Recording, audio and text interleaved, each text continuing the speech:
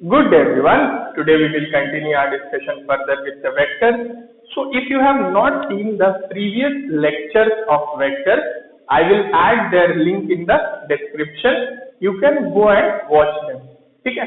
So today we will start with addition of vectors. आज हम addition of vectors के बारे में बात करेंगे. So let us start with addition of vectors. Addition of what? Vectors. So हम mainly दो methods discuss करेंगे for addition of vectors. One will be graphical method and the other will be analytical method. हम इन दोनों ही methods को discuss करेंगे for addition of vectors. But before going on to discuss the method to add vectors, let us first try to understand what is the difference between addition of scalar quantity and addition of vector quantities और हम क्यों vector addition को अलग से पढ़ रहे हैं, why we are dealing separately with vector addition. So first let us take example of a scalar quantity. एक scalar quantity का example लेते हैं. So you know a quantity which has only magnitude and no direction is a scalar quantity. So suppose distance is a scalar quantity, आप लोग जानते हैं. तो suppose हम distance के बारे में बात करते हैं, distance which is a scalar quantity. Suppose you walk out of your house, आप अपने घर से बाहर निकलते हैं and you cover some distances, आप कुछ distances travel करते हैं. For example, the first distance covered by you is 10 meters. ठीक है, आप अपने घर से बाहर निकलते हैं और 10 मीटर डिस्टेंस ट्रेवल करते हैं. आप कुछ और डिस्टेंस ट्रेवल करते हैं या कवर करते हैं. The second distance covered by you is again 10 metre. ठीक है, again 10 metre. So if I ask you, अगर मैं आपसे पूछूं what is the total distance covered, what is the total distance covered, तो आप क्या करेंगे? You will simply add them two, आप इन दोनों का सिंपल अलजेब्रिक एडिशन कर देंगे. सो टोटल डिस्टेंस क्या हो जाएगा? Total distance will be 10 plus 10 which is equal to 20 meters. होगा ना? 20 meters होगा. अब this answer, that is total distance, will not depend on the manner in which you have covered these distances. आपने किस तरह से इन distances को cover किया है, total distance उस पर depend ही नहीं करेगा. For example, let us consider first case consider करते हैं, जिसमें first you are traveling towards east. Now let me specify the direction first. This direction will be taken as east and upward will be taken as north. ठीक है, so हमने direction specify कर दिए ताकि आप अच्छे से समझ सके. सो द फर्स्ट डिस्टेंस, आप अपने घर से बाहर निकले and the first distance covered by you is towards east. आप ईस्ट की तरफ गए. Then you moved towards north. आपने जो सेकेंड डिस्टेंस था वो टुवर्ड्स नॉर्थ कवर किया. In this case what will be the total distance? Total distance क्या होगा? Total distance is the total path length. यहाँ टोटल डिस्टेंस 20 मीटर ही होगा.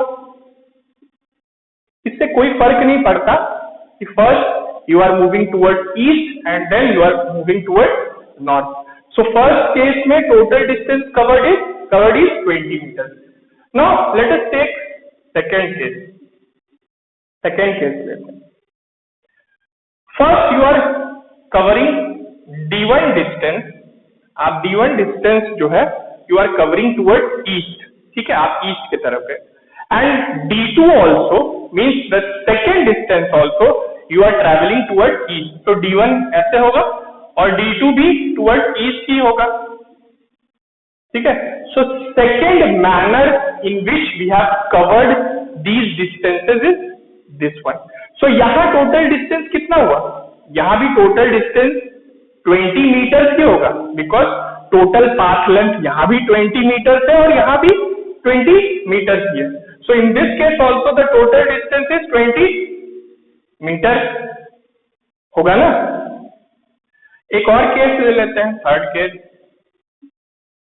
सपोज करिए आपने पहला जो डिस्टेंस D1 है, यू ट्रेवल टुवर्ड ईस्ट, आप ईस्ट की तरफ मूव करते हैं D1 के लिए, then D2 is toward waste, मतलब आप 10 मीटर्स आगे जाते हैं which is D1 toward east, and then you return back toward west, आप वापस चले आते हैं।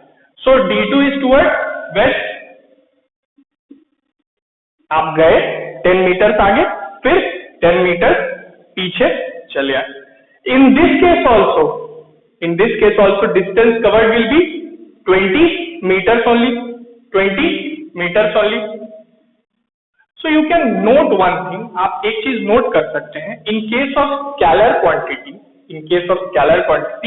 distance एक scalar quantity है, the manner in which the distances are covered is not affecting the total distance. हम क्या कर रहे हैं, टोटल डिस्टेंस ऑब्टेन करने के लिए we are simply adding the two distances, simple algebraic addition हो रहा है, यही तो हो रहा है। So this is how you add scalar quantities, you are not taking into consideration the direction in which these distances are taking place, ठीक है, और these motion is taking place, किस डायरेक्शन में आप डिस्टेंस कवर कर रहे हैं उसका इंपैक्ट टोटल डिस्टेंस पे नहीं पड़ेगा, आप सिंपली दोनों को ऐड कर दे रहे हैं to obtain the total distance. Now let us talk about a vector quantity, एक वेक्टर क्वांटिटी के बारे में बात कर लेते हैं which is displacement. Displacement is a vector quantity. तो डिस्प्लेसमेंट क्या होता है, displacement is the distance between the final and the initial position, इसी को डिस्प्लेसमेंट बोलते हैं। So let us talk about displacement, ठीक है, let us talk about displacement.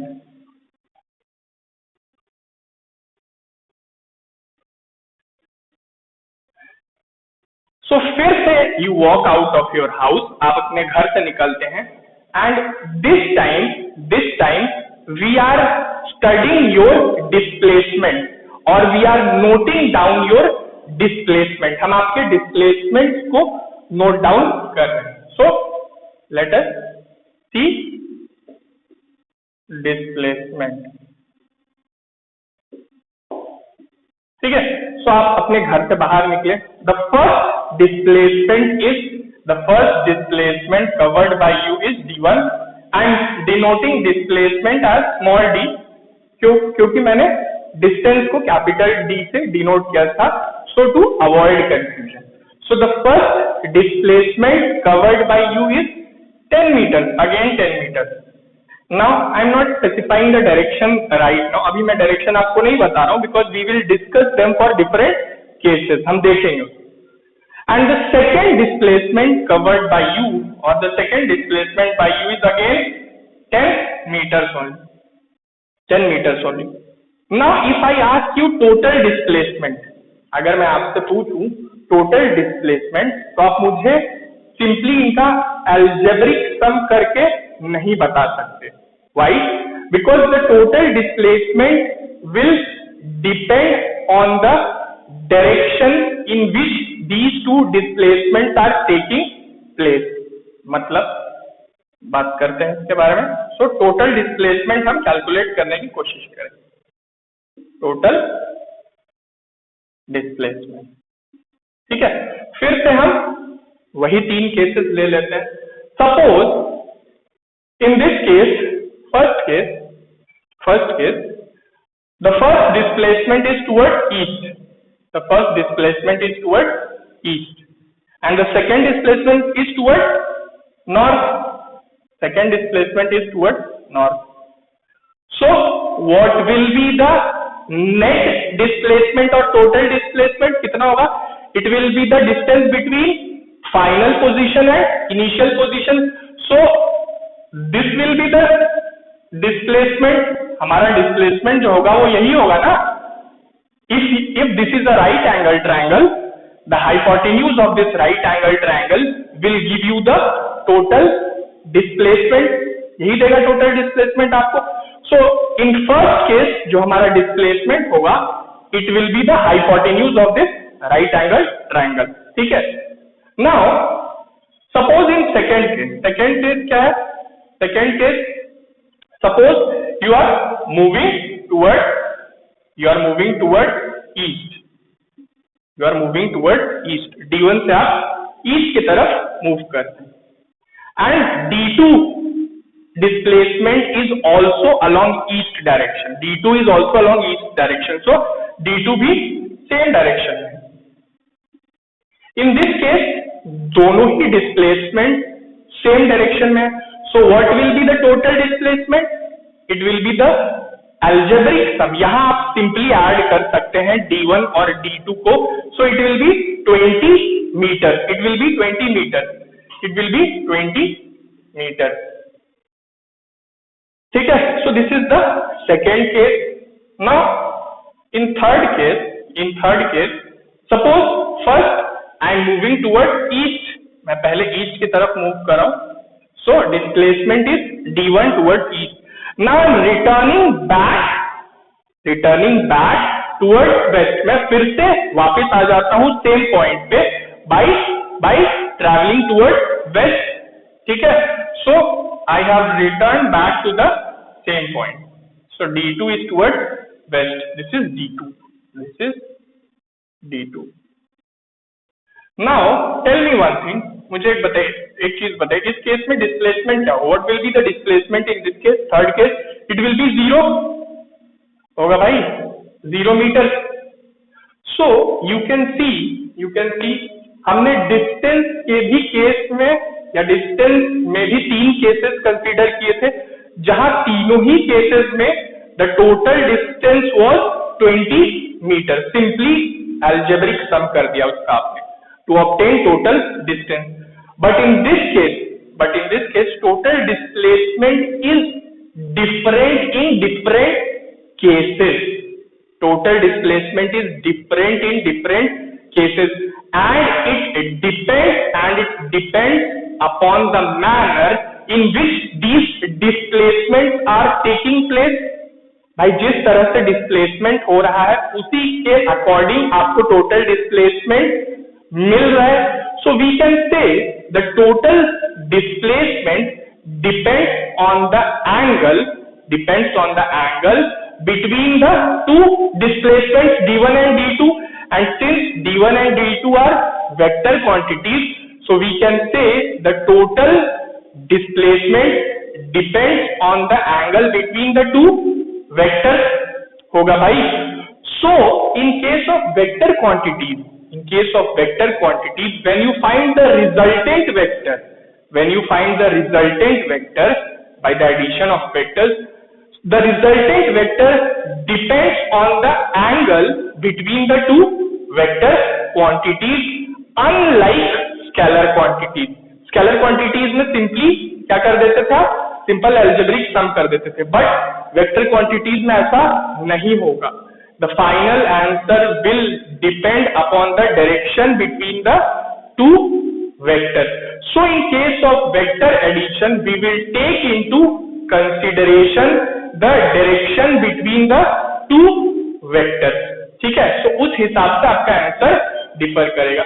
So this is the difference between scalar addition and vector addition. और जब आप दो स्केलर क्वांटिटीज को ऐड करते हैं और दो वेक्टर क्वांटिटीज को ऐड करते हैं तो यही डिफरेंस होता है. So today we will keep it till here only. We will start with the graphical method for the addition of vector in the next class. So thank you so much.